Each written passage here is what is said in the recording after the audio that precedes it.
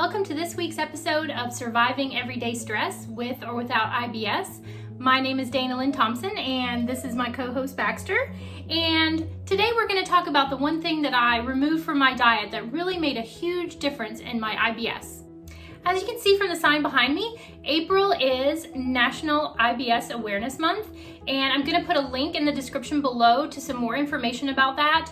There's a lot of good information on the website for the International Foundation for Gastrointestinal Disorders, and this month was started in 1997 to try to bring awareness to gastrointestinal disorders such as IBS. These months can have a real impact on additional research, more educational opportunities, and better care for the functional GI community. So now, let's talk about the one thing that I removed from my diet that has made such a huge impact on my overall health, not just my IBS. For those of you who have seen my other videos, you know that I am a staunch advocate for taking CBD oil. It has helped control my anxiety, and this has really helped control the symptoms of my IBS.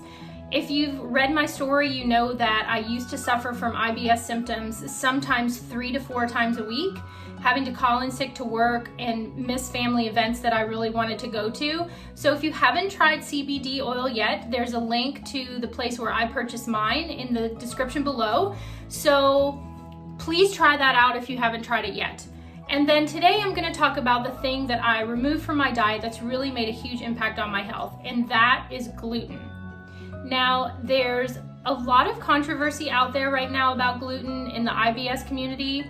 I was actually looking at some Facebook groups on IBS, and one of them actually only allowed scientific, evidence-based research to be put on the message board, and they were very adamant about the fact that you read their FAQ on gluten and how it does not affect IBS.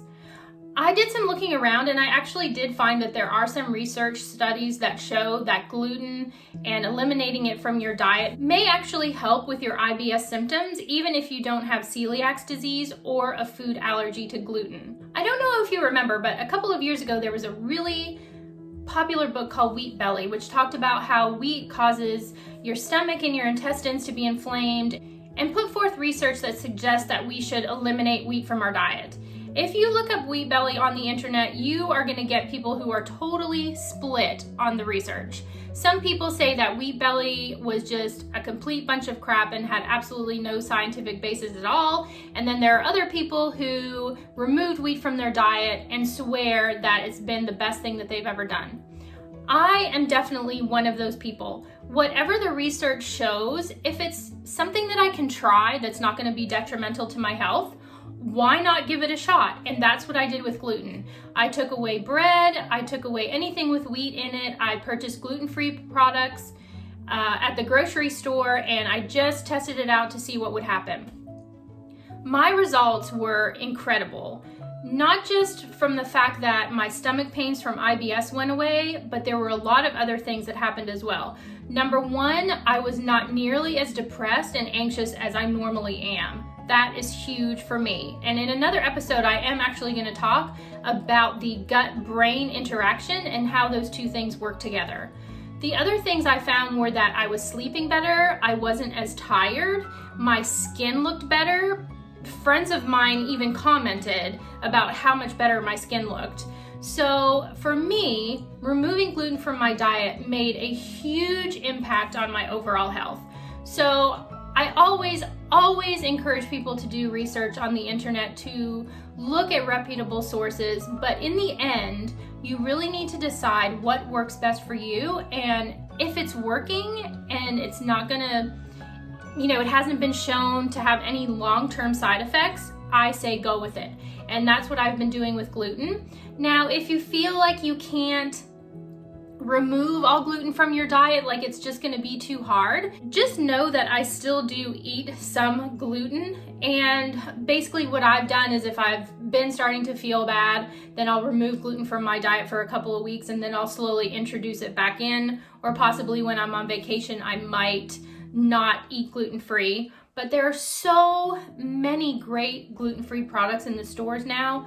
Things are really easy to find, they're clearly marked, and they taste really great. Next week's episode, I'm going to talk about some of the products that I really like that are completely gluten-free. That's it for this week. It's really a simple thing that you can try. Try it out, and if it works for you, great. If it doesn't, go back to eating your bread and your pasta.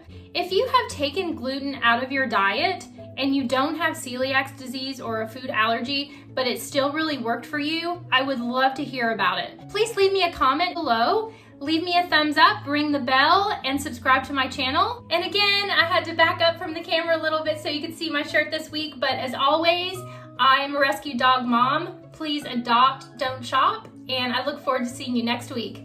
Have a great day. Bye.